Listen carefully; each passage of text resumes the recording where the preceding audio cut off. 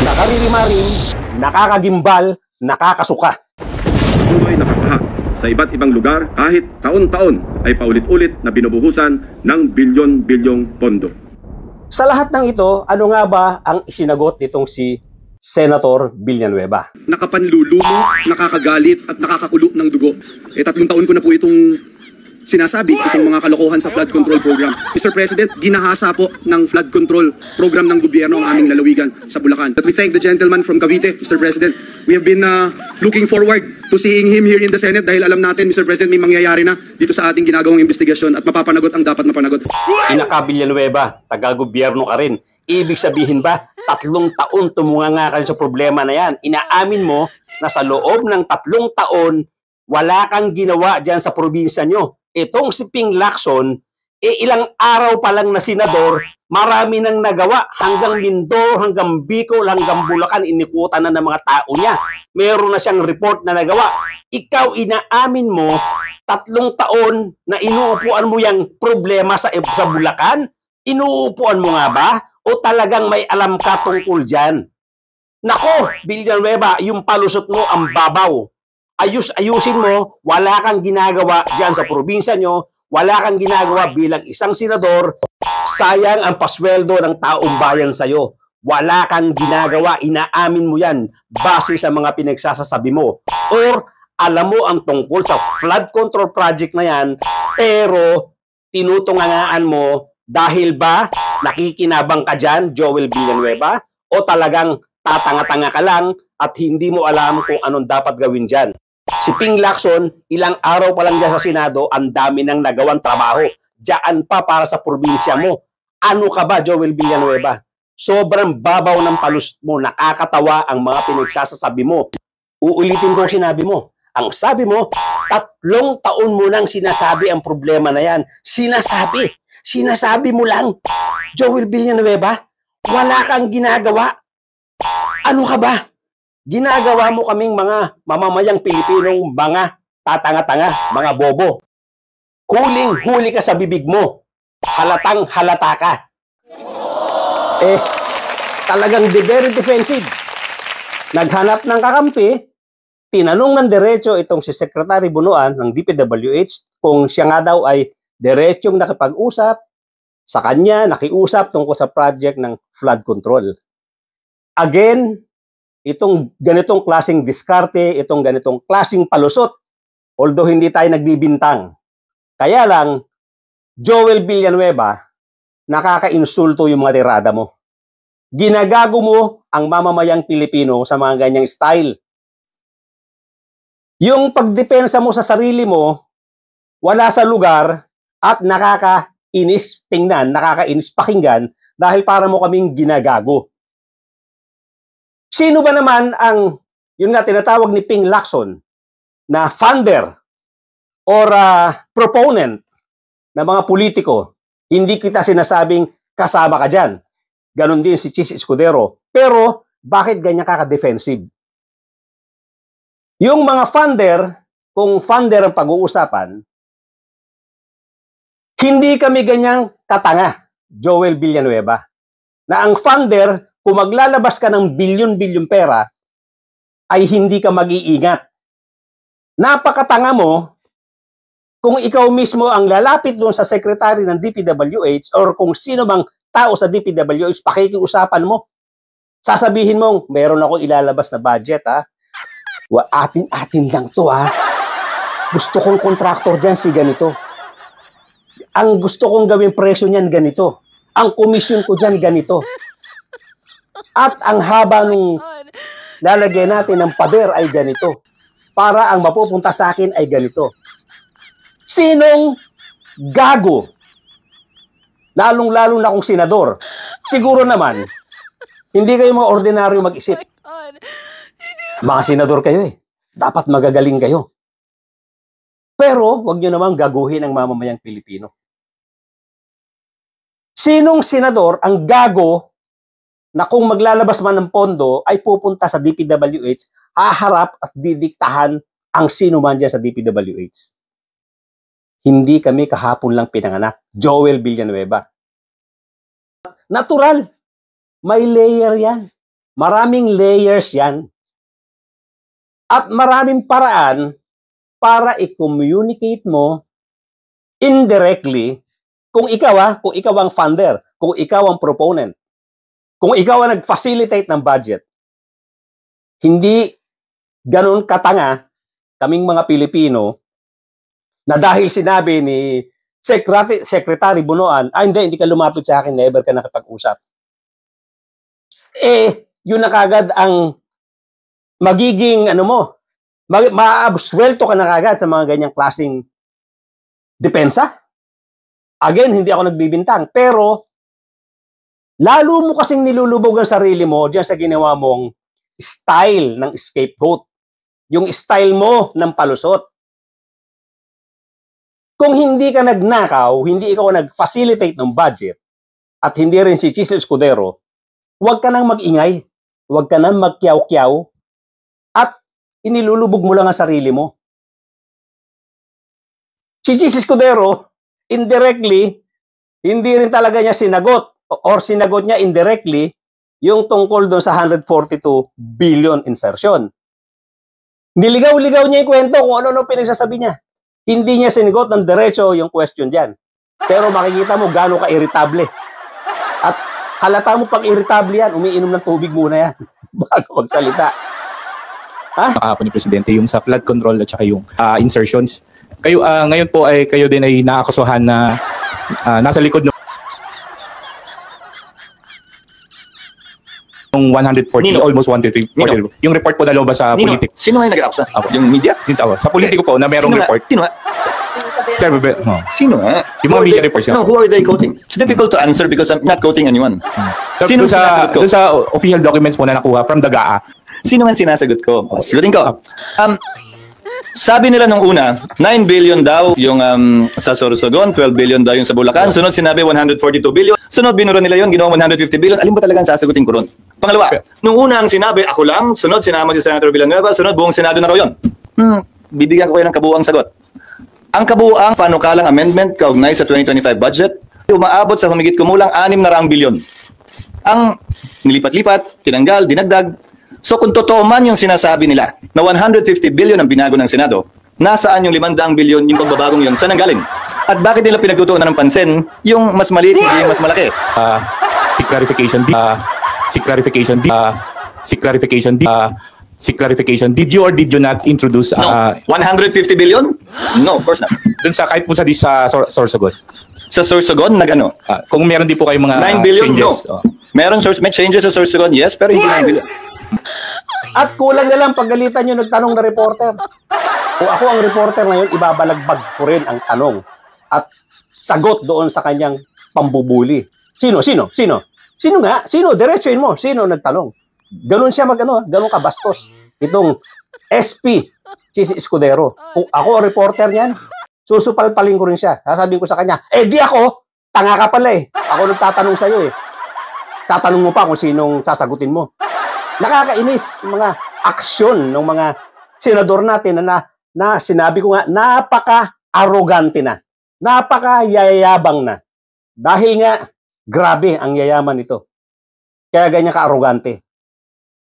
Hopefully, ang yaman nila hindi nanggaling sa gobyerno. Kaya lang, bakit ganyan kayo ka-irritabling sumagot sa mga tanong tungkol dyan sa mga alleged anomaly? Bakit ganyan kayo magsisagot? Masyado kayo irritable. Nilulubog nyo tuloy ang sarili nyo. Again, balikan natin itong si Joel Villanueva. Unnecessary yung kanyang ginawang I want to put it on record, Mr. President. Tinanong niya itong si Secretary Bunuan. Natural. Hindi ka naman talaga harap dyan. At kung humarap ka dyan, siyempre, nai-intimidate yan. Sasabihin niyan, hindi.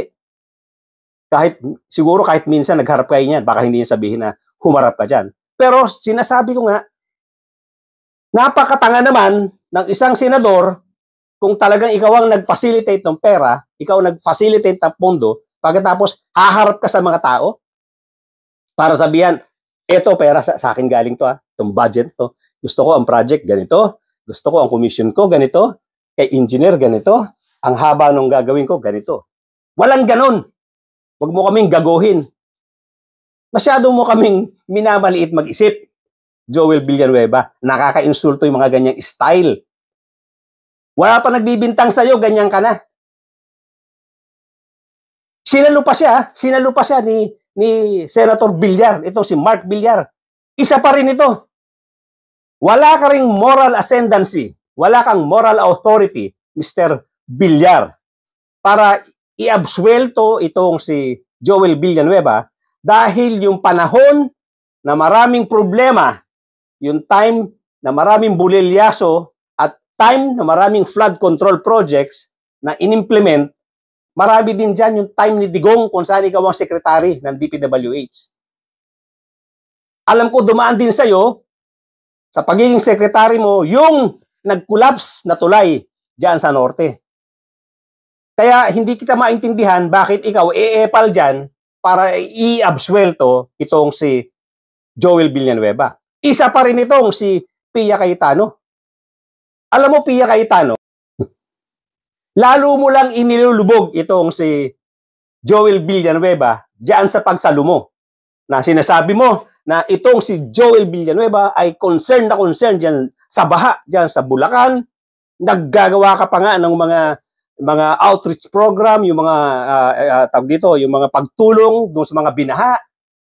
Si Senator Joel, I attest to the fact na bagyo-bagyo na lang, di ko sasabihin taon-taon kasi kung ilang beses tayo daanan ng bagyo, ilang beses din siya tayo at mag-e-express ng lungkot, galit sa walang katapusan na bagyo, tapos panayhuang punta niya dyan, walang katapusang pagre-relief efforts.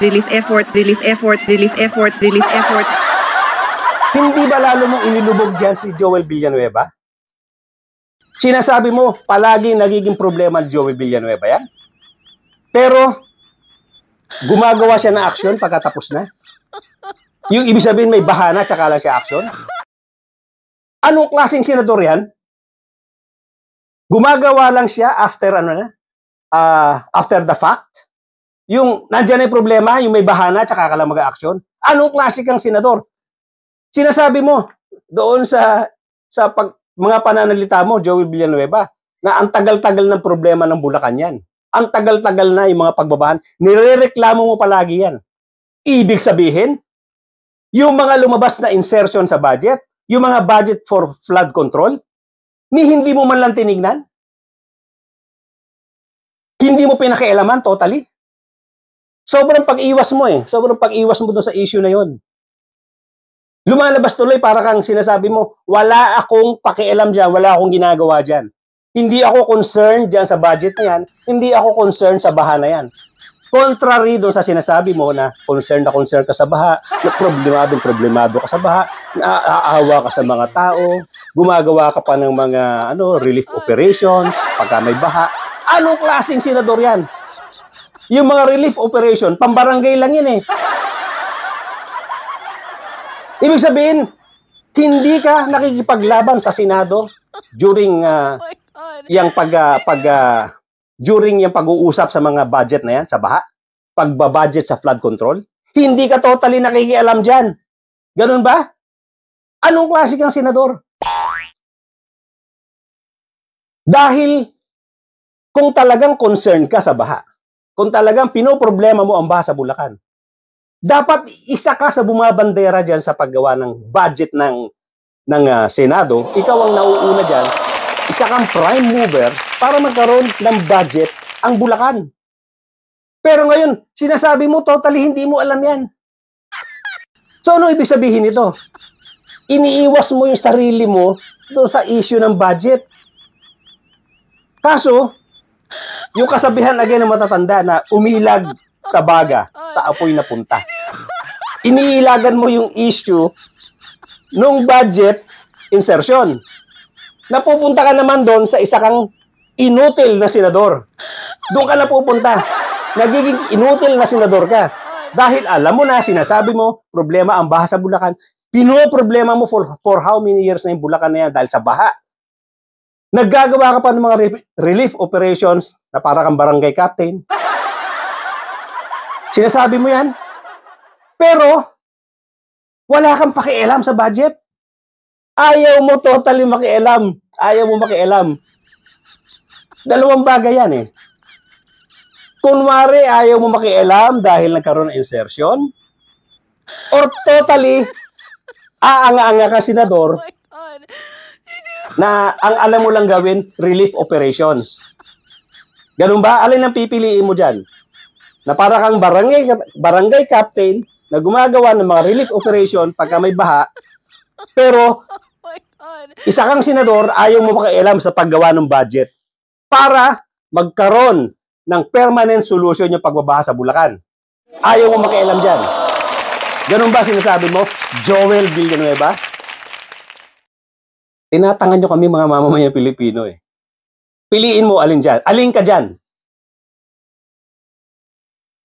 Sa sobrang pag-iwas mo doon sa issue ng insertion, doon sa flood control budget, sa sobrang pag-iwas mo, nagmumukha kang tanga. Nagmumukha kang tanga. At nilaglag ka lalo, nilubog ka lalo nitong si Pia Cayetano nung sabihin niya na concern si Senator Joel Villanueva dyan. Lagi niyang pinoproblema ang baha dyan. Gumagawa pa nga ng mga relief operations yan. Magbarangay captain ka na lang. Ayaw mo naman palang makialam doon sa budget. Ngayon, kung legit ang budget niyan, dapat ipagmamalaki mo. Yes, nakialam ako dyan. Pinaglaban ko sa Senado yan. Pinaglaban ko sa BICAM yan. Pero hindi, umiiwas ka eh. Bakit?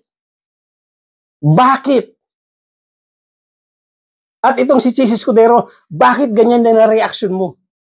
Imbis na ipaliwanag mo yung insertions na yan, tinuturo mo yung executive, tinuturo mo yung lower house na sinasabi mong mas malaki ang budget allocation. Ang sinasabi mo, talagang yung 2% pa talaga ang pinagtutuunan nila ng pansin. Ito'y demolition job. Talaga naman, ito mga senador na to. Lahat kayo, masyadong yung minamagaling ang mga sarili nyo, ginagawa nyong tanga ang mga nakakapanood sa inyo. Ipaliwanag nyo na maayos yan. At sana, suportahan natin ang magiging investigasyon dyan. Mr. President, wag po natin tigilan yan. Wala na po kayong atrasan dito dahil kung aatrasan nyo ang investigasyon nito, hahambalos po sa mukha ninyo ang isyong ito. Kayo po ang tatamaan dito. For sure. Ngayon po na nakialam na itong si Senator Ping Lacson, interesadong tumulong itong si Mayor Magalong, ituloy-tuloy nyo po ito, sino man ang tamaan. Ang lower house, siguradong marami ring tatamaan dyan. Mga kapatid, mga kababayan, panahon na para matigil itong pinaggagawang pagnakaw ng mga politiko na to sa kaban ng bayan. Kawawang-kawawa po ang Pilipinas dahil sa mga politikong ito. Dapat kasing yaman na siguro tayo ng Japan eh. Dapat kasing yaman na tayo ng Singapore, ng Brunei, kung hindi ganito ang ating mga politiko. Grabe. Randomly, tingnan po natin ang mga video tungkol dito sa mga palpak at obviously mga pagnanakaw ng mga politiko.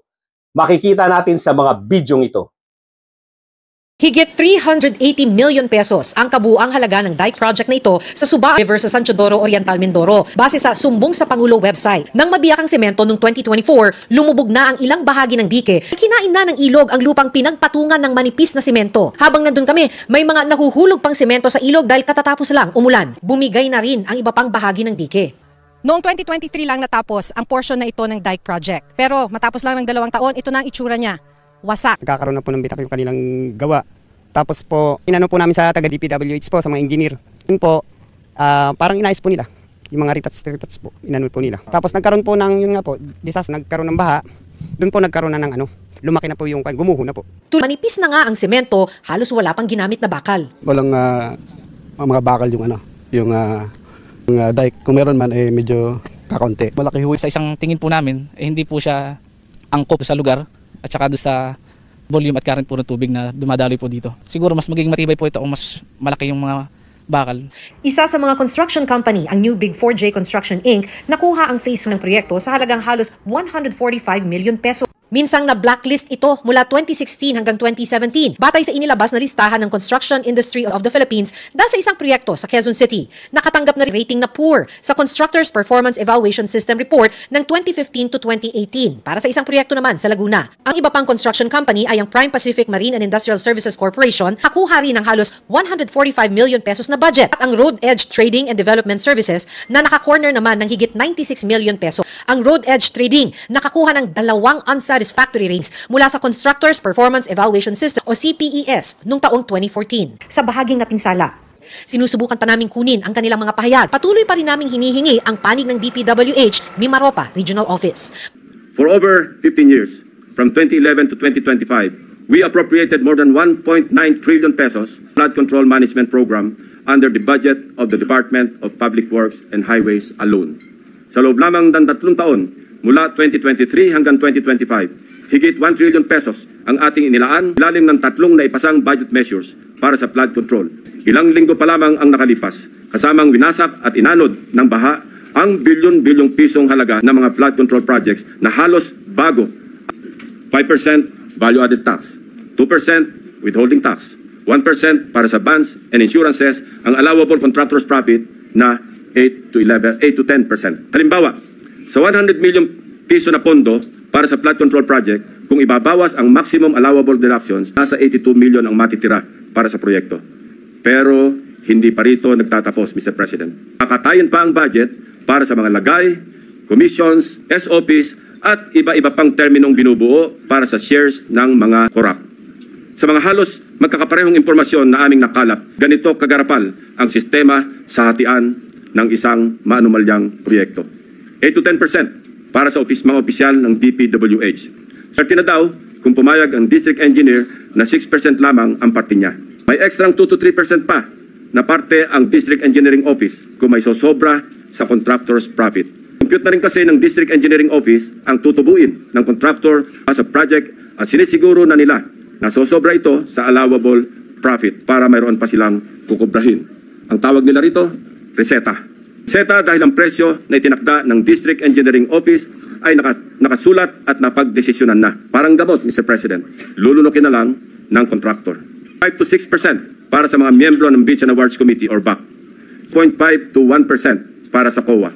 Mr. President, meron pa kayong tinatawag na passing through or parking fee na aabot sa katumbas na 5 to 6% ng pondo. Ito ang itinuturing na royalty, ang tawag sa lagay na ibinibigay sa politikong may kontrol sa distrito kung saan i-implementa o itatayo ang proyekto. Lo and behold, Mr. President, 20 to 25% ang karaniwang napupunta sa funder o project proponent na politiko. O project proponent na politiko. O project proponent na politiko. Mr. President, ang matitirang pondo para sa pagpapatayo ng proyekto ay napakaswerte ng umabot sa 40% o 40% o 40% o 40% o 40 million pesos alisunod sa ating halimbawang 100 million pisong pondo.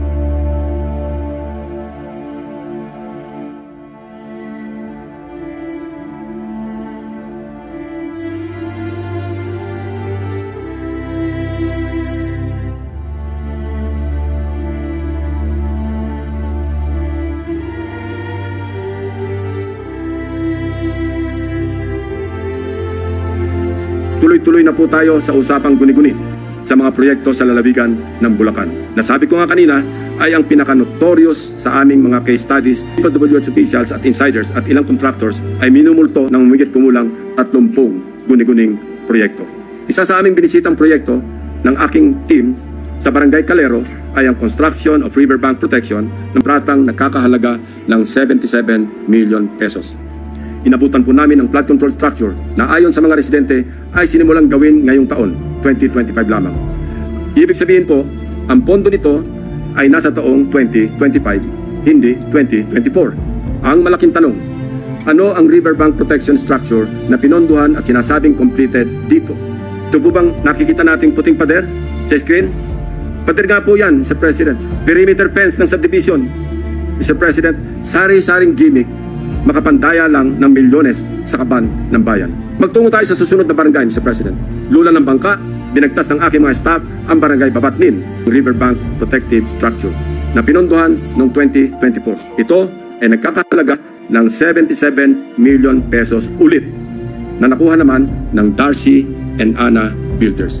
Ang flood control project na kumpirmado rin sa mga online videos na nahanap namin. Ang siste, hindi po ito ginawa noong 2024, 2018 pa po, Mr. President. Pinondohan din ito noong 2021, 2023 at 2024. Ayon sa mga residente, ang huling pagsasaayos dito ay nangyari noong 2023 na substandard din ang pagkakagawa. So, kanino napunta ang inilagak na pondo sa ilalim ng 2024 national budget? Sa pamamagitan ng simpleng pag-search sa Google Map ay madaling makita ang gusali kung nasaan ang nasabing negosyo. Napuntahan ng aking team ang address. Ang kanilang inabutan ay gym at e-payment store sa halip na construction company. Wala na rin ang signage ng Darcy and Ana Builders sa dating nakakabit sa building. Sinuyod din po natin ang ilang barangay sa Hagonoy, Bulacan, na hanggang ngayon ay lubog pa rin sa tubig baha. Gusto po ba ninyo makita ang itsura ng isang 77.199 million pesos port na riverbank protection structure? Tingnan po natin. Nasaan na nga ba? Ewan ko, Mr. President, dahil wala tayong makita. Kahit ano pang suyod ang gawin namin, hindi namin makita o mahagilap ang flood control project ng Darcy and Ana Builders. Hello, Darcy! Ang Ana and Ana, nasaan ng flood control? Floodgates of corruption have swung wide open in many areas, wasting hundreds of billions of pesos in taxpayers' money, lifted away and down the drain. All this, Mr. President, went straight to the pockets of the insatiably greedy, so vile, so greedy, and corruptory core politicians. So greedy and corruptory core politicians. So greedy and corruptory core politicians. So greedy and corruptory core politicians. DPWH officials and contractors, conniving among themselves and mindful of the lives lost and the properties destroyed, all for their lust for money, for lust for money, for lust for money, for lust for money, for lust for money. Mr. President, distinguished colleagues, we can do our part in leading the way under your leadership and the cooperation that each and every one of us in this august hall to set the example in good governance. We can start with an honest to goodness and true transparent deliberation of the 2026 national budget measure that will truly represent the hopes and aspirations of our people for a better Philippines. Huwag naman sana nating marinig na mapagsabihan tayo na mga walang hiya kayo. When few good officials or regretful men are willing to speak truth to power, they must be heard, they must be seen, they must be protected. The depth of corruption has become so overwhelming that it drowns us in our sad reality. More than flood control, what the Filipino people badly need to see is grid control. Thank you, Mr. President. Kaya, Mr. President, pakiusap po ng mamamayang Pilipino. Huwag niyo pong tigilan ang investigasyon na to. Handa po tumulong ang lahat ng mga organization ng professionals. Masolve lang ito. Itap po ninyo ang organization ng mga architects, organization ng mga engineers, pati mga CPA, pati mga auditor. Magkaroon lang po ng closure ito. Hayaan po nating makasuhan kung sino man na mga sikat na senador dyan, sikat na mga congressmen dyan. Talagang deserve po nila ang makulong sa sobrang pagbaboy sa budget ng Pilipinas. Napakahabang panahon na po nangyayari ito, pero itong panahon po na to mula pa nung nakaraang administrasyon ni Duterte hanggang ngayon, sobra na pong garapalan. Sobrang garapalan na po. Kaya po, Mr. President, hindi nyo na po pwedeng urungan ito. Nandiyan po si Senator Ping Lacson, handang tumulong din si Mayor Magalong. At marami pa pong interesadong tumulong dito. Gaya po ng sinasabi ko, mga professional organization. Dahil hindi po ito masosolve kung ang DPWH lang at iba pang agency ng gobyerno ang mag-handle. Kailangan po itong malawakang investigasyon. Hindi po kayo gagastos ng bilyon-bilyong piso gaya ng mga naibulsa na ng iilang tao. Ang makikinabang po rito, maraming professionals. Pero hindi po aabot eh. Hindi po aabot, baka hindi umabot sa 1/4 ang mga professional fees nito. Hindi aabot sa 1/4 sa amount ng mga ibinulsa ng mga politicians na magnanakaw. Mr. President, huwag niyo po urungan ito dahil babanda po sa mukha ninyo. Ang problemang ito, pag inatrasan ninyo, sigurado po yan. Obviously, napakadaming problema ang flood control projects at iba pang mga infrastructure projects na hindi pa napag-uusapan. All over the nation, all over the country. Kaya malawakan din pong investigasyon na kailangan dito. Maraming tao po ang dapat magtulong-tulong dito. Hindi po kakayanin ng 1, 2, 3, 4, 5 katao ito. Dapat po rito mga organizations ang dapat tumulong. Huwag niyo pong tigilan, Mr. President. Kailangan makulong ang mga magnanakaw, lalong-lalo na yung mga politicians, mga contractors na napakayayaman, napakayayabang, pinagyayabang ang yaman nila na galing lahat sa pera ng mamamayang Pilipino. Ganon din itong mga politiko na nagnakaw. Ipakulong po natin nang tumino ang gobyerno at finally umasenso na ang Pilipinas. At sa inyo po, mag-uumpisa yan. Thank you so much, Mr. President. Thank you so much, ladies and gentlemen, for joining me today. At sana po, dito sa mga bago lang sa aking channel, kindly subscribe. Pakihit namin yung notification bell, like button, at i-share po natin nang pumalat ito makarating kay Presidente Bongbong Marcos. Marinig niya ang ating konting suggestion para makatulong ang lahat ng mga dapat makatulong dito nang magkaroon ito ng magandang closure, magkaroon ng magandang ending. At ang pinakamagandang ending nito, makulong ang mga magnanakaw na politiko, makulong ang mga magnanakaw na contractors. Makulong pati ang mga magnanakaw dyan sa DPWH. Again, thank you so much mga kapatid, mga kababayan. At magkita-kita po tayo muli.